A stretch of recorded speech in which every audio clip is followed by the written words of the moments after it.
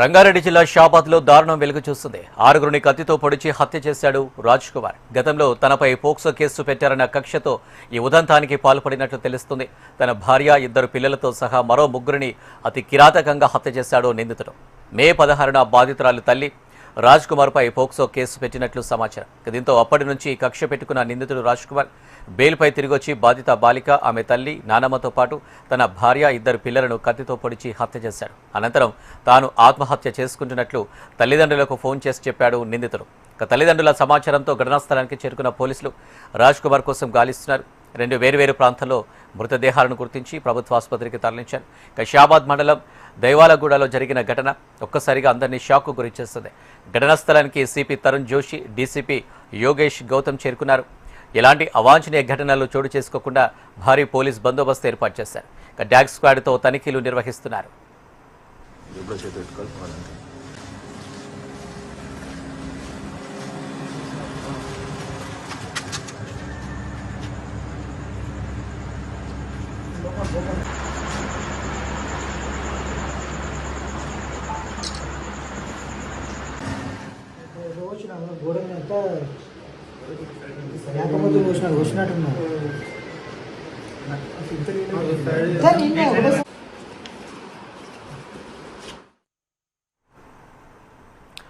రంగారెడ్డి జిల్లా షాబాద్లో దారుణం వెలుగు చూసింది. ఆరుగురిని కత్తితో పొడిచి హత్య చేశాడు రాజ్ కుమార్. గతంలో తనపై పోక్సో కేసు పెట్టారన్న కక్షతో ఈ ఉదంతానికి పాల్పడినట్లు తెలుస్తుంది. తన భార్య, ఇద్దరు పిల్లలతో సహా మరో ముగ్గురిని అతి కిరాతకంగా హత్య చేశాడు నిందితుడు. మే 16న బాధితురాలి తల్లి రాజ్ కుమార్ పై పోక్సో కేసు పెట్టినట్లు సమాచారం. దీంతో అప్పటి నుంచి కక్ష పెట్టుకున్న నిందితుడు రాజ్ కుమార్ బెయిల్పై తిరిగొచ్చి బాధిత బాలిక, ఆమె తల్లి, నానమ్మతో పాటు తన భార్య, ఇద్దరు పిల్లలను కత్తితో పొడిచి హత్య చేశాడు. అనంతరం తాను ఆత్మహత్య చేసుకుంటున్నట్టు తల్లిదండ్రులకు ఫోన్ చేసి చెప్పాడు నిందితుడు. తల్లిదండ్రుల సమాచారంతో ఘటనా స్థలానికి చేరుకున్న పోలీసులు రాజ్ కుమార్ కోసం గాలిస్తున్నారు. 2 వేర్వేరు ప్రాంతాల్లో మృతదేహాలను గుర్తించి ప్రభుత్వ ఆసుపత్రికి తరలించారు. షాబాద్ మండలం దైవాలగూడలో జరిగిన ఘటన ఒక్కసారిగా అందరినీ షాక్కు గురిచేసింది. ఘటనా స్థలానికి సిపి తరుణ్ జోషి, డీసీపీ యోగేష్ గౌతమ్ చేరుకున్నారు. ఎలాంటి అవాంఛనీయ ఘటనలు చోటు చేసుకోకుండా భారీ పోలీస్ బందోబస్తు ఏర్పాటు చేశారు. డాగ్ స్క్వాడ్తో తనిఖీలు నిర్వహిస్తున్నారు.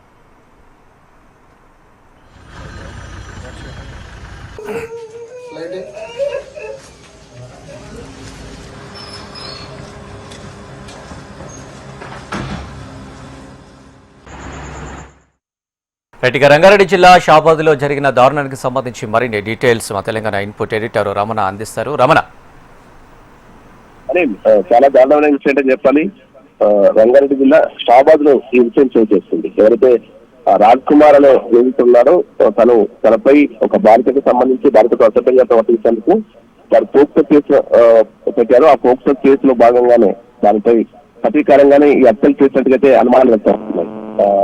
తను చనిపోవడమే కాకుండా తన భార్య పిల్లలతో పాటు తను భార్య పిల్లలు చంపేశాడు. తర్వాత ఎవరైతే బాధితురాలు, ఇప్పుడు ఫిర్యాదు చేసిన బాధితురాలు సంబంధించిన కుటుంబం ఉందో ఆ కుటుంబానికి సంబంధించినటువంటి అంటే ఆ మహిళ బాలికతో పాటు శిక్షణ విత్తమ్మ అంటే మన నానమ్మ, ఆ తర్వాత తల్లి లక్ష్మి, వీరి ముగ్గురిని కూడా అసలు దారుణంగా హత్య చేసి ఆ తర్వాత తనకు సంబంధించి తన బాధను పిల్లల్ని కూడా ఇద్దరు పిల్లలు చంపారు. అసలు కొంత మిస్టరీ కూడా ఇందులో కనిపిస్తుంది. ఏం జరిగిందో క్వాలిటీ రావాల్సింది. ఎందుకంటే తన భార్య పిల్లలు ఎందుకు చంపాల్సి వచ్చింది, ఈ దారుణానికి సంబంధించిన వాళ్ళకి వివరాలు తెలుస్తాయా, దీనికి సంబంధించి పూర్తి సమాచారం కోసం పోలీసులు ప్రస్తుతం దర్యాప్తు కొనసాగిస్తున్నారు. స్థానికంగా తీవ్ర సంచలనం వేసింది, ఓవైపు తీవ్ర విషాదానికి ఉంటుంది. ఎందుకంటే 6 మందిని అత్యంత దారుణంగా కిరాతకుల చంపడం అయితే తీవ్ర పరిస్థితి వచ్చింది. ఇంకా ఇటుగా రాజ్ కుమార్ తన తల్లిదండ్రులకు నేరుగా ఫోన్ చేసి తను ఈ దారుణాన్ని పరిగెట్టడానికి కూడా సమాచారం ఇచ్చాడు. దాంతోనే ఈ విషయం వెలుగు చూసింది. తను కూడా చనిపోతున్నా అని చెప్పి ఫోన్ లో వారికి చెప్పారు. ఆ ప్రస్తుతం పోలీసులు అతని కోసం గాలిస్తూ ఉన్నారు. మరి తాను కూడా ఆత్మహత్య చేస్తున్నారా ఏంటి అనే విషయంలో ప్రస్తుతం కొనసాగుతుంది. ఏదైనా ప్రస్తుతం ఈ ఘటన స్థానికంగా తీవ్ర కనపడుతుంది. ఇక మొన్న తను ఒక మద్యం తాగినప్పుడు, తీవ్రంగా మద్యం తాగినప్పుడు బాలిక సంబంధించిన తండ్రికి సంబంధించి కూడా తానే చంపానంటూ కూడా కొన్ని మాటలు మాట్లాడి చెప్తున్నారు. ఈ క్రమంలో ఆ విషయం బయటకు లీకేజ్ చెప్పి దారుణం జరుగుతుందా, ఏం జరిగింది, నిజంగానే ఆ బాలిక తల్లికి కూడా పని హత్య చేస్తున్నారు. ఇలాంటి చాలా విషయాలు ఇంకా రాబట్టాల్సింది. కాబట్టి చాలా అంటే ఇది అనుమానిత కేసులు చాలా మిస్టరీ ఉంది. కాబట్టి పోలీసులు కూడా అన్ని కోణాలను తమ దర్యాప్తు కొనసాగిస్తున్నారు. స్థానికంగా సర్వేలు చేసి పూర్తి పనిచేస్తున్నారు చేరుకుని పరిస్థితిని సమీక్షిస్తున్నారు. తర్వాత చేరుకుని అన్ని ఆధారాలు సేకరించే పనులు పెడతా ఉన్నాయి. వారి పేరెంట్స్ ను పూర్తి సమాచారం ఇవ్వడం కంటే వాళ్ళ పేరెంట్స్ సంబంధించి వాళ్ళు వివరాలు చెప్పారా అలాంటి వివరాలు కూడా అప్పుడు రాబట్టి అయితే పేరెంట్ ప్రభుత్వ తరలించారు. పోస్ట్ మార్టం మరి జరగబోతుంది. అంటే రమణ చూస్తున్నాం తరచూ ఇలాంటి ఘటనలు భార్య భర్తను చంపడం, భర్త భార్యను చంపడం, ఒకే కుటుంబంలో తల్లిదండ్రులు కలిసి పిల్లలను చంపడం, కక్షలు పెట్టుకొని ఊర్లో భూ తగదాలు కావచ్చు, ఇలాంటివి చూసుకున్నట్టయితే ఈ క్రైమ్ రేట్ను తగ్గించలేమా? అంటే ఇంత విచక్షణ రహితంగా కుటుంబంలో కానీ బయట కానీ ఇలాంటి దాడులు చేయడం, అంటే ఇలాంటి చంపడానికి వాళ్ళంతా ధైర్యం చేయడం, అసలు వెనుక ఏం జరుగుతుంది? అంటే కఠిన చట్టాలు లేక ఈ విధంగా జరుగుతుంది అనుకోవచ్చా? లేదంటే ఏం చేసినా ఎవరేం చేస్తారులే అనుకొని తెగింపు అనుకోవచ్చా? ఇప్పుడు ఈ కేసు సంబంధించి మనం అతను పెద్ద నిందితులైతే కాదు, సైడ్ లో బ్యాక్గ్రౌండ్ ఉన్న వ్యక్తి కూడా కాదు, కేవలం ఒక సాధారణ వ్యక్తి. అలాంటి వ్యక్తి ఇంత దూరంగా క్రైమ్ ఎందుకు చేయాల్సి వచ్చింది, ఇంత దారుణంగా ఎందుకు చేయాల్సి వచ్చింది ఇందులో పూర్తి స్థాయి దర్యాప్తు కొనసాగుతుంది. మీరు అన్నట్టు వరుసగా జరుగుతున్న క్రైమ్ రేట్ అంటే పెరుగుతున్న క్రైమ్ రేట్ అయితే తీవ్ర ఆందోళన గురి చేస్తుంది.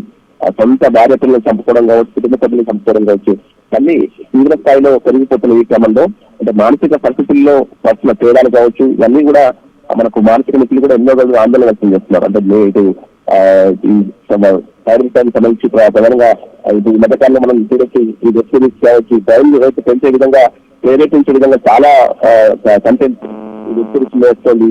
వాటికి తోడు ప్రస్తున్న పరిస్థితులు కూడా కొంత మానసికంగా వారిని అంటే మార్చడానికి కారణం అవుతుంది. ఇలాంటి కారణాల మధ్య ఇలాంటి జ్ఞానాలు ఒడిగడుతున్నటువంటి అంశాలు వ్యక్తం అవుతున్నాయి. ఇంకా వరుసగా జరుగుతున్నటువంటి ఇన్సిడెంట్స్ అయితే ఖచ్చితంగా ఆందోళన కలిగిస్తున్నాయి. అయితే ఒక పక్షానికి విడుదలైతే దాన్ని అసలు అరకడానికి అవకాశం ఉంటుంది. కానీ మన మధ్యలో ఉంటూ ఇలాంటి జ్ఞానాన్ని ఒడిగట్టేటువంటి ప్రయత్నం చేస్తున్నప్పుడు వారిని గుర్తించడం అంటే పోలీసులు సాధ్యం కాదు. ఇలాంటి పరిస్థితులే ఇప్పుడు కలిసి బలపడుతుంది. ముఖ్యంగా న్యాయం చేసి తీవ్ర ఆందోళన గురించి వస్తుంది.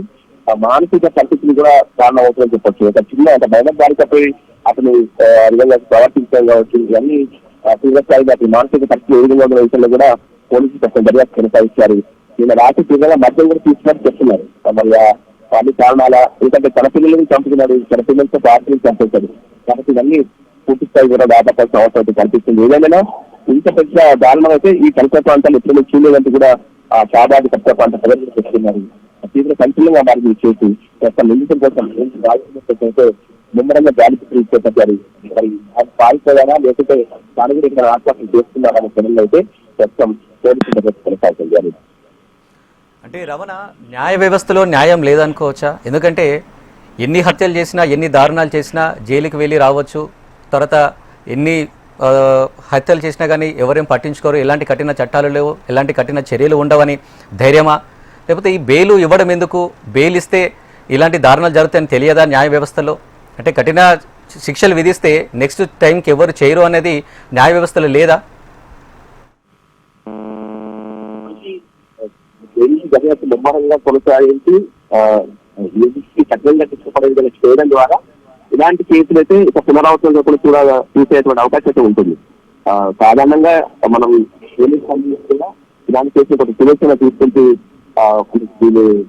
న్యాయ వ్యవస్థ పరంగా కూడా ఎక్కడ ఇబ్బంది లేకుండా ఇలా నిందితులు బయటకు వెళ్ళకుండా కఠినంగా చర్యలు తీసుకుంటాం. కానీ ఇంకా చట్టాల విషయంలో ఇంకా మార్పులు రావాల్సిన అవసరం ఉంది. అభిప్రాయం అయితే తెలంగాణ విద్యుత్తులే మీరు అన్నట్టుగానే దానికి సంబంధించి ఆ భయం లేకపోవడం అనేది కారణం కావచ్చు. అయితే ఆ చట్టాల్లో కొన్ని ఉన్న చేసిన లోపాలను సవరించి ఇంకా భవిష్యత్తు దాన్ని జరగకుండా కఠినమైనటువంటి చట్టాలను అమలు చేయాల్సిన అవసరం ఉన్నటువంటి అంశాలు ప్రధానంగా వినిపిస్తున్నాయి. వరుసగా జరుగుతున్నటువంటి ఇలాంటి ఘటనలు అయితే తీవ్రకరణ చేస్తున్నాయి. కుటుంబ వ్యవస్థకు సంబంధించి కావచ్చు, ఇంకా సాధారణంగా ఇంకా వాతావరణాన్ని దెబ్బతీసే విధంగా ఈ పరిస్థితులు ప్రారంభిస్తున్నాయి. ఏదేమైనా ప్రస్తుతం ఈ ఘటనకు మాత్రం తీవ్రకరమైన ప్రకల్పన వేస్తుంది. ఆ నిందితులకు సంబంధించి ఎప్పుడు బాగానే ఉంటుందని చెప్పి స్థానికులు చెప్తున్నారు. మరి మార్పు ఏం జరిగింది, ఇంత దారుణంగా అంటే ఒక సినిమా సీన్ కనిపించే విధంగా అత్యంత దారుణంగా క్రీడాకృతంగా మతమార్చాడు. కొత్త ప్లాంటేనే అన్నీ జరగట్లేదు. మరి వాళ్ళకి కూడా వేరే ప్రాంతం తీసుకుని మరి మతమార్చాడు. అంటే ఇంట్లో ఉన్నటువంటి వాళ్ళు చంపిన తర్వాత మన బాలికలు తీసుకెళ్లారా, ఏం జరిగింది, కొన్ని అనుమానాలు అయితే ప్రస్తుతం బలపడుతున్నాయి. వారికి సంబంధించి పోలీసులు అన్ని కోణాల్లో కూడా గడిచి చేస్తున్నారు. కొంచెం పోలీసులు కూడా ఈ కేసు ఛాలెంజింగ్ గా అన్ని కోణంగా దర్యాప్తు కొనసాగుతుంది. దీనికి సంబంధించి దరఖాస్తులోనే పూర్తి స్థాయి శాంతి వచ్చే అవకాశం కనిపిస్తోంది. మృతదేహాలకు సంబంధించి మాత్రం ఏదైతే చంపడానికి వాడిన కత్తిని కూడా అలాగే పోలీసులు స్వాధీనం చేస్తున్నారు. కత్తితోనే అందరినీ అత్యంత దారుణంగా ఒక పదకొండు ప్రాంతమే అతమార్చాడు. అక్కడ మద్యం బాధలు కూడా పోలీసులు స్వాధీనం చేస్తారు. అంటే అక్కడ మధ్య స్వాధీనం తెలుస్తుంది. మరి తన పేరెంట్స్ ఫోన్ చేస్తే మాత్రం తాను చనిపోతుందని చెప్పారు. కాబట్టి ప్రస్తుతం ఆ చుట్టుపక్కల పరిసర ప్రాంతాల్లో పోలీసులు నిమ్మరంగా తనిఖీలు గాలింపు చేస్తున్నారు. అతను చనిపోయాడా లేక పారిపోయాడా అనే విషయంలో ప్రస్తుతం క్లారిటీ కావచ్చు. అంటే ఇంత దారుణానికి ఒడిగట్టిన రాజ్ కుమార్ వాళ్ళ తల్లిదండ్రులకు ఫోన్ చేసి నేను చనిపోతానని చెప్పిన తర్వాత వాళ్ళ తల్లిదండ్రులు ఇతనిపై ఎలాంటి ఆరోపణలు చేస్తున్నారు అతని విచారణలో కానీ? అంటే ఇంతకుముందు ఇలాంటి ఏదైనా నేర చరిత్ర ఉందా, లేకపోతే అలాంటి మైండ్ సెట్ వ్యక్తి వ్యక్తి ఎలా అని చెప్పేసి వాళ్ళ తల్లిదండ్రులు ఏమైనా చెప్తున్నారా? వాళ్ళ ఫ్రెండ్స్లు కానీ తల్లిదండ్రులు కానీ ఫోన్ చేశారు. వెంటనే పేరెంట్స్ అయితే పోలీస్ స్టేషన్ వెంటనే సమాచారం అందించారు. దారుణానికి ఒడిగట్టినట్టుగా మాకు ఫోన్ వచ్చింది అని ముందు పోలీసు సమాచారం వచ్చింది. రాజకుమార్ తల్లిదండ్రులు ప్రస్తుతం వాళ్ళు కూడా పోలీసులు విచారిస్తున్నారు. ఏమేమి చేసినట్టు ఆ విషయం ఒకటి చేసినా లేదంటే ఎందుకు దారుణాన్ని ఒడిగట్టడం విషయం చెప్పారా, అసలు మానసిక పరిస్థితి ఎట్లా ఉంది, గత కొన్ని రోజులుగా ఎలా ఉంటున్నారు, గతంలో ఏమైనా జరిగిందా, ఇలాంటి వివరాలు పేరెంట్స్ నుంచి రాబట్టే ప్రయత్నం చేస్తున్నారు. ఇక గ్రామంలో కూడా మిగతా వాళ్ళు కూడా పూర్తి స్థాయిలో విచారించే ప్రయత్నం అయితే చేస్తున్నారు. ఎందుకంటే తను కూడా స్థానికంగా ఉండే వ్యక్తి కాదు, వేరే పక్కన ఉండే ఒక విలేజ్ నుంచి తన భార్య వారికి సంబంధించిన విలేజ్ కాబట్టి అత్తగారికి సంబంధించిన విలేజ్ లో తను ఇప్పుడు రావడం, ఆ పక్కన అమ్మాయికి సంబంధించి అతను ఆమెతో కొంత అసభ్యకరంగా ప్రవర్తించడం, ఆ సమయంలోనే ఆ బాలిక సంబంధించిన పేరెంట్స్ వారు తనపై కేసు నమోదు చేయడం, ఫిర్యాదు చేయడం, ఆ ఫిర్యాదుతో కోపంతో ఈ గ్రామాన్ని చెప్తున్నారు. ఇంకా ఏమైనా ప్రాంతాలు ఉన్నాయా అలాంటి వివరాలు రావాల్సింది, పూర్తి స్థాయి సమాచారం ఇంకా రావాల్సింది. కాబట్టి పోలీసులు కూడా ప్రస్తుతం అన్ని కోణాల్లో దర్యాప్తు కొనసాగిస్తారు. మొట్టమొదటి ఈ అర్ధరాత్రి హత్యలు, వలస 6 హత్యలు అనేది స్థానికంగా అయితే తీవ్ర ప్రకటన చేస్తుంది.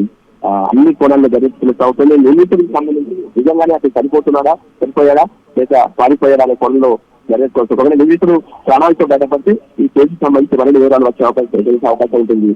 ఇక అటు అంటే నిందితుడికి సంబంధించిన కుటుంబాన్ని అంతమొందించాడు, ఆ తర్వాత మృతులకు సంబంధించి అంటే బాధిత కుటుంబానికి సంబంధించి అంతమొందించాడు. కాబట్టి వివరాలు చెప్పాలంటే ఇప్పుడు బాధిత ఎవరు ఉన్నారో అటు ఆమెకు సంబంధించిన మేనమామ వారికి సంబంధించి కొంత సమాచారం ఇచ్చే అవకాశం ఉంటుంది. మేనమామ కేసు మేనమామకు సంబంధించి కూడా అతను కొంత సమాచారం రాబట్టేందుకైతే పోలీసులు ప్రస్తుతం ప్రయత్నం చేశారు. ఇటు బాలిక సంబంధించిన బంధువులు, ఆ తర్వాత అంతకుడికి సంబంధించిన బంధువులు కూడా ప్రస్తుతం అన్ని వారి వారిని కూడా విచారిస్తున్నారు. ఈ విచారణ పూర్తి అయితే కానీ దీనికి సంబంధించి చిక్కుముడి వీడే అవకాశం లేదు.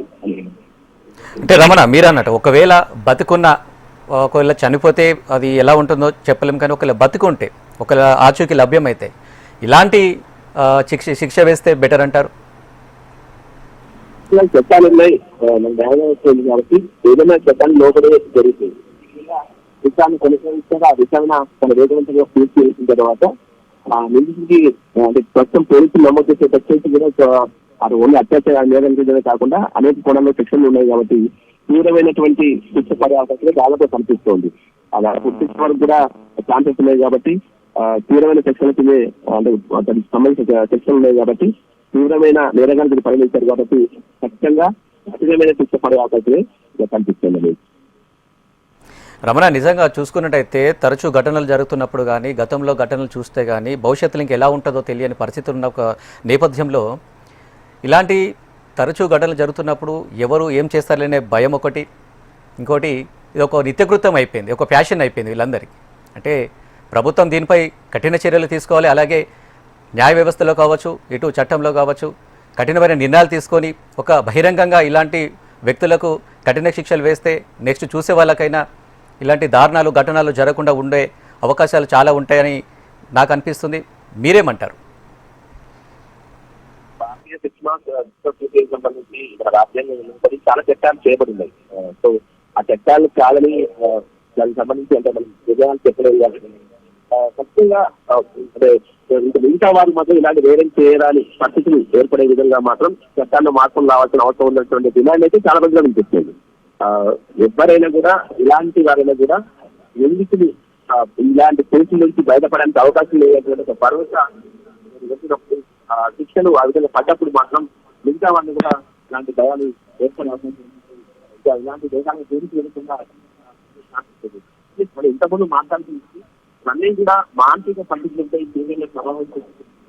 ఈ రోజుల్లో మనం చూస్తున్నాం చాలా వ్యక్తులు వస్తున్నాయి బయట కంటే కూడుకున్నవే ఏ వ్యక్తిని చూసినా ఎలా చెప్పుదాం. ఎందుకంటే హత్యలకు సంబంధించి దర్యాప్తు చేసినప్పుడు కూడా వారు అలాంటి వ్యక్తిని చూసి ఫాలో అయ్యారనే విషయాన్ని మనం ప్రధానంగా చూస్తున్నాం. అలాంటి విషయాలే పోలీసు దర్యాప్తులు వెంటవుతున్నాయి. ఈ క్రమంలో క్రైమ్ కంటెంట్ కావచ్చు, ఇంకా మానసికంగా మనపై ప్రభావం చూపేటువంటి చాలా అంశాలు సోషల్ మీడియా వేదిక కావచ్చు చాలా జరుగుతున్నాయి. వీటికి సంబంధించి కేంద్ర ప్రభుత్వం కూడా ఖచ్చితంగా కంట్రోల్ చేయడానికి అవకాశం ఉంది. వాటికి సంబంధించి పెడితే చాలా వరకు మార్చుకుంటుంది. రైతు మద్యం, ఆ తర్వాత గంజాయి, డ్రగ్స్ లాంటివి కూడా ఇవన్నీ కూడా మన మానసిక పరిస్థితులు కారణం అవుతున్నాయి. కుటుంబ వ్యవస్థలకు సంబంధించిన చిన్నపిల్లలు చేసే అవకాశాలు కారణం అవుతున్నాయి. కాబట్టి దీనికి సంబంధించి కేంద్ర ప్రభుత్వంలో కేంద్ర స్థాయిలో కేంద్రం లెవెల్లో నిర్ణయాలు తీసుకునే అవకాశం ఉంది. ఆ నిర్ణయం తీసుకుంటేనే ఇలాంటి క్రైమ్ రేట్లు తగ్గితే కనిపిస్తుంది. చెప్పినట్టు ముఖ్యంగా వెబ్సైట్స్ సంబంధించి చాలా క్రైమ్ కంటెంట్ సీరియస్ స్థాయిలో వస్తుంది. అన్నీ కూడా ఇప్పుడు మనకి మొబైల్ ఫోన్ వచ్చిన తర్వాత అరచేతిలో ఆ మొబైల్ ఫోన్ మన దగ్గర ఉంది అంటే అందులో ఇవన్నీ ఇలాంటి క్రైమ్ సంబంధించిన దృశ్యాలు కావచ్చు ఇవన్నీ తరచూ చూడడం మూలంగా కూడా అవి ఇతరులపై ప్రభావం చూపెడుతున్నాయి. వీటన్నింటినీ కట్టడి చేయాలంటే ఇలాంటి వాటిలో కూడా మార్చి తీసుకురావాల్సిన బాధ్యత కేంద్ర ప్రభుత్వంపై ఉంది. కేంద్ర రాష్ట్ర ప్రభుత్వం సంయుక్తంగా పనిచేస్తూ ఈ క్రైమ్ రేట్లు తగ్గించడానికి అన్ని రకాల ప్రయత్నాలు చేయాల్సిన అవసరం ఉంది. కానీ మానసిక పరిస్థితుల్లో మాత్రం చాలా మార్పులు కనిపిస్తున్నాయి. ఇవి దీనిపై మానసిక నిపుణులు కూడా ఆందోళన వ్యక్తం చేస్తున్నారు. అంటే కుటుంబ వ్యవస్థ విచ్ఛిన్నం అవుతున్న పరిస్థితులు, ఉమ్మడి కుటుంబాలు విచ్ఛిన్నం అవుతున్న పరిస్థితులు ఇవన్నీ కూడా మానసిక పరిస్థితులు మారడానికి కారణం అవుతున్నాయని అభిప్రాయంలో వ్యక్తం అవుతున్నాయి. దీనికి సంబంధించి పెద్ద ఎత్తున చర్చ జరుగుతున్న ఈ నేపథ్యంలో ఇప్పటికైనా వీరన్నింటినీ మళ్ళీ తిరిగి ఒక గాడిలో పెట్టేందుకు కావాల్సిన చర్యలు చేపట్టాల్సిన బాధ్యత ప్రభుత్వంపై ఉంటుంది. అది కేంద్ర రాష్ట్ర ప్రభుత్వాలు సందేశంగా పనిచేస్తుంది. ప్రతి రోజుల్లో ఈ క్రైమ్ రేట్లు తగ్గించి చేయాలనేటువంటి డిమాండ్ అయితే వినిపిస్తుంది. రమణ, ఈ హత్యలు ఒకెత్తైతే ఈ అత్యాచారాలు ఈ మానభంగాలు ఏదైతే ఉన్నదో గతంలో కూడా మనం కొన్ని ఘటనలు చూస్తాం. అంటే అభం శుభం తెలియని నెలలు కూడా సరిగా నిండని చిన్నారులపై కూడా చాలా అతి దారుణంగా అత్యాచారాలు చేసిన ఘటనలు కూడా మనం గతంలో చూసాం. ఇప్పుడు కూడా తరచూ జరుగుతూనే ఉన్నాయి. అంటే గతంలో కూడా ఒక అమలు కూడా చేశారు. 12 ఏళ్ల లోపు చిన్నారి వాళ్ళకి అత్యాచారం జరిగితే డైరెక్ట్ ఉరిశిక్షే విధించే అమలు కూడా తీసుకొని వచ్చారు. అది ఇప్పుడు ఎందుకు అమలు కావట్లేదు? ఈ పోక్సో వల్ల 20 ఏళ్ళు కావచ్చు, 10 ఏళ్ళు కావచ్చు జైల్లో ఉంటే ఎవరికి లాభం? అసలు దేనికి చట్టాలు దేనికి? ఇన్ని అత్యాచారాలు జరిగిన చిన్నపిల్లల మీద అత్యాచారం చేసి మళ్ళీ చంపడం, అతి కిరాతకంగా చంపడం అన్నీ జరిగేట కానీ పోక్సో వల్ల ఎవరికి లాభం? అసలు పోక్సో అంటే దేనికి? అంటే కఠిన శిక్షలు ఏమైనా ఉన్నాయా? లేదు. 10 ఏళ్ళు 20 ఏళ్ళు ఉంటే ఏం లాభం వస్తుంది? మళ్ళీ బయటికి రావడం, మళ్ళీ విచ్చలవిడిగా తిరగడం, మళ్ళీ అదే ఒక ధోరణి. అది పోక్సో వల్ల లాభం లేదని నాకు అనిపిస్తుంది. మీరేమంటారు? పోక్సో అనేది ఒక ప్రస్తుతం ఉన్న చట్టంలో పరిగణన చెప్పాలి, కానీ దాన్ని అమలు చేయడంలో కొంత విచక్షణ కనిపిస్తుంది.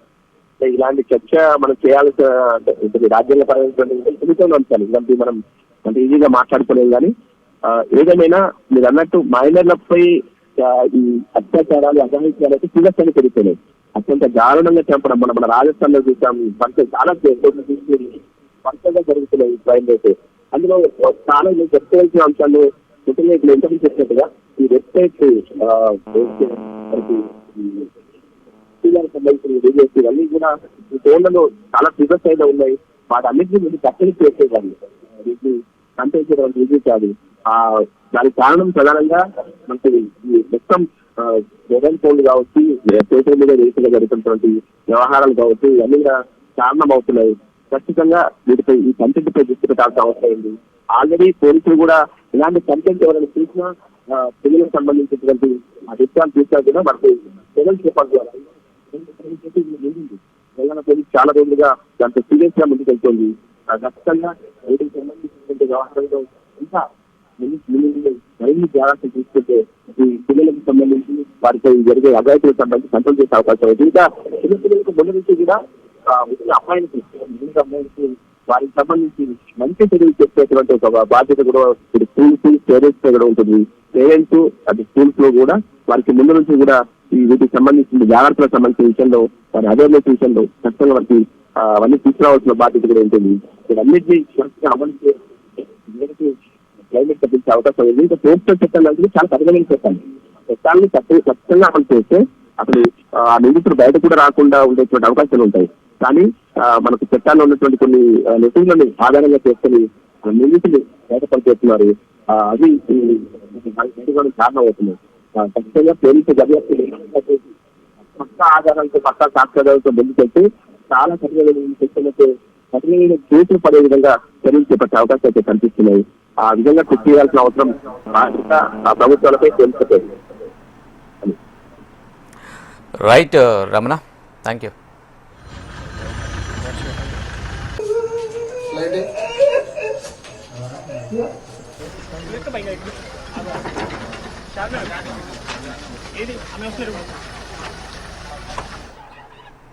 రైట్, ఇక రంగారెడ్డి జిల్లా షాబాద్లో దారుణం వెలుగు చూస్తుంది. 6గురిని కత్తితో పొడిచి హత్య చేశాడు రాజ్ కుమార్.